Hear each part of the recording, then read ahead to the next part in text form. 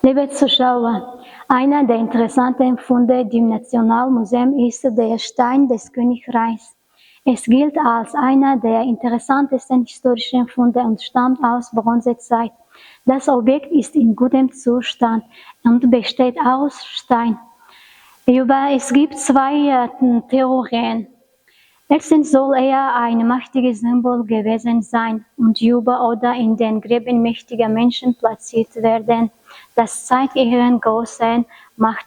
Zweitens soll er zur Herstellung und zum Glätten von Tierhäuten und Kleidung verwendet werden und wurde als Eisenstein bezeichnet. Das Funde wurde als Eisensteine Modernes bezeichnet. Das historische Funde stammt aus der Bronzezeit und wurde am 2. Jahrtausend in der Stadt Hisar gefunden. Liebe Besucher, wenn Sie möchten, diese seltenen Funde zu sehen, dann herzlich willkommen im Nationalmuseum.